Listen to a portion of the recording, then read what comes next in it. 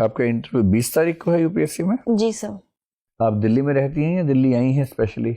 Sir भैया के पास रहती हूँ। नहीं रहती हैं दिल्ली में? ठीक। कैसा लगा आपको इंटरव्यू?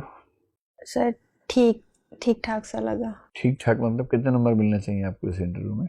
सर पहला इंटरव्यू तो सर मुझे कोई आइडिया नहीं है। कोई आइडिया नहीं? फिर भी सर कुछ भी सोच के बताइए। सर मैं नहीं सोच पा रही हूँ। अच्छा, और कितने अंक मिलने पर आपको लगता है कि यात्रा पूरी हो जाएगी? Sir 180 plus. 180 प्लस, हाँ तो ठीक है, आप उसके नज़दीक हैं। 180 आज तो शायद नहीं, लेकिन थोड़ा सा बस काम कर लेंगे तो हो जाना चाहिए। आपकी एंट्री अच्छी है, एग्जिट ठीक है, बैठने का तरीका ठीक है, ड्रेस एकदम ठीक है, उस सब में कहीं कोई दिक्कत नहीं है, परफेक्ट है। इंट्रोडक्शन आपने बहुत अच्छा लिया अपना। जी सर। लेकिन देखिए क्या होता है कि अगर आप चाह रही हैं कि आपका इंटरव्यू खास डायरेक्शन में चले, जी सर। तो इंट्रोडक्शन अगर पूछ लें वो लोग तो उसमें कुछ हिंट छोड़ने होते हैं। जी। मेरा ख्याल है कि आपने जब पीएचडी टॉपिक मैंने पूछा तो बताने के भाव में ये दिख रहा था कि आप चाह रही हैं उससे बात हो। जी सर। तो बहुत अच्छा तरीका ये है कि कबीर और शंकर पर ठीक से पढ़ लीजिए। जी सर। और जब भी बात शुरू हो बातचीत में बता ही देना है कि सर मैं पीएचडी कर रही हूँ और मेरा टॉपिक है कबीर के दर्शन में अद्वैत वेदांत, जो भी टॉपिक जी है, सर।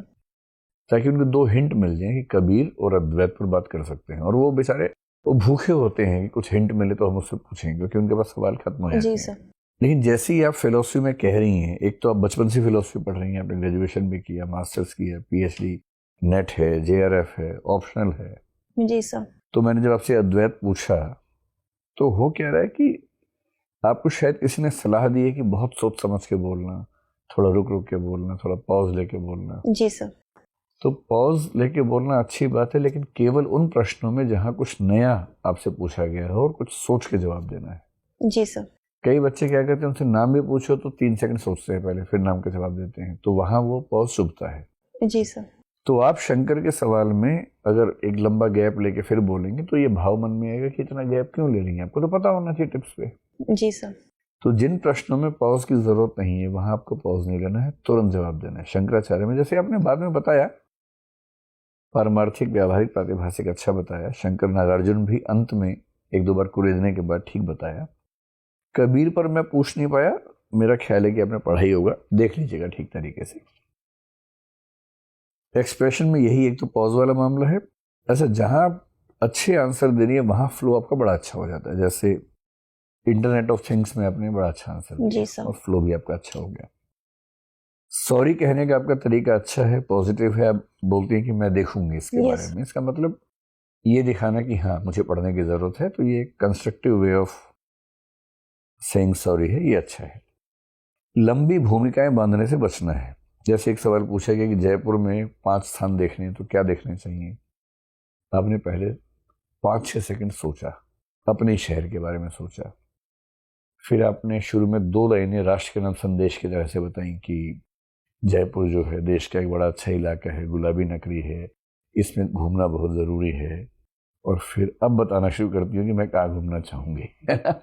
इंटरव्यू बोर्ड के मेंबर्स को ना पेशेंस बहुत कम होती है ना, सीधे टू द पॉइंट बताना है कि जयपुर में 5 स्थान, सर सबसे पहले मैं आपको ले जाना चाहूँगी यहाँ, साथ में एक बात कि यहाँ इसलिए, नंबर 2 पे ले जाना चाहूँगी, और वहीं से थोड़ा सा आगे बढ़ेंगे तो हम पहुँच जाएंगे यहाँ नंबर 2। ऐसे लगे कि आप जयपुर में घूम रही हैं, ये भाव आना चाहिए।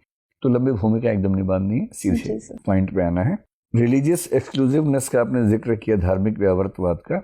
जी सर। जब भी कोई तकनीकी शब्द आप इस्तेमाल करें, कोशिश कीजिए कि उसका अंग्रेजी शब्द साथ में बोल दें। जी सर। और हो सके, क्योंकि जब आप इनसे बात कर रही थी तो ये शब्द जिसने दर्शन नहीं पढ़ा वो नहीं जानता। एक ऐसा तकनीकी शब्द जो मेंबर शायद न जानते हैं, तो आपकी नैतिक जिम्मेदारी है कि आप उसको एक्सप्लेन करें एक लाइन में। जी सर। तो वहां पर वो एक कम्युनिकेशन गैप दिख रहा था। ट्रैवल ब्लॉग्स पे वैसे आपकी जानकारी बड़ी अच्छी है, आपने बड़े अच्छे एग्जाम्पल्स भी दिए, और जब मैडम ने कुछ ब्लॉग्स का पूछा वो भी आपको आइडिया था, अच्छी बात है। सेल्फ हेल्प बुक में आपने बड़ा अच्छा एग्जाम्पल दिया, फ्रैंकल वाला, बहुत ही बढ़िया बुक है, और ऐसा लगा कि आपने सच में उसको पढ़ा है ठीक से। लोगोथेरेपी आजकल अच्छा कंसेप्ट माना जाता है, उसका जिक्र करना पॉजिटिव है। 5 प्लेसेस मैंने आपको बताई दी, लंबी भूमिका नहीं बांधनी है। वंदना कीर्तन वाला ठीक है, आपने अच्छा अनुमान लगाया, थोड़ा पढ़ लीजिए क्योंकि नाम है तो कहीं वो सब सवाल पूछें। और लास्ट में जो भक्ति दर्शन कॉन्ट्राडिक्शन था वो भी बड़ा अच्छा आपने बताया, कांट का एग्जाम्पल लिया, अच्छा एग्जाम्पल लिया, काफी अच्छा है। कुल मिला के आपका चिंतन अच्छा है। जी सर। जो गैप आप ले रही हैं बोलने में प्रश्न सुनने के बाद वो थोड़ा ज़्यादा है, कम कर लीजिए। अनावश्यक भूमिकाएं नहीं बांधनी है। करंट अफेयर्स विशेष रूप से पॉलिटी पर देखने की ज़रूरत है। इंडस्ट्रियल रेवोल्यूशन पे भी थोड़ा सा मामला फंसा था, तो पिछले 1 साल के जो करंट अफेयर्स हैं जल्दी से रिवाइज कर लीजिए। जी सर। और थोड़ा गति बस बोलने की बढ़ाइए। कबीर और अद्वैत को घोल के पी जाइए। जी सर। और इंट्रोडक्शन में इनका जिक्र कीजिए ताकि इंटरव्यू इन्हीं पर ज़्यादा आपका चले। जी सर। ठीक है, इनमें कोई दिक्कत है तो आप बात कर सकती हैं, हम लोग आपसे, मतलब मैं ही बात कर सकता हूँ। कोई अगर पॉइंट समझ में ना आ रहा हो तो बताइएगा। ठीक है, और कोई सवाल आपका? सर जितने सवाल थे आप से उनके मुझे जवाब मिल चुके। हाँ, तो हम मिल गए तो अच्छी बात है, नहीं तो फिर बाद में बात कर लेंगे। ठीक है जी सर। शुभकामनाएं और झंडे गाड़ के आइए। Thank you sir. Thank you.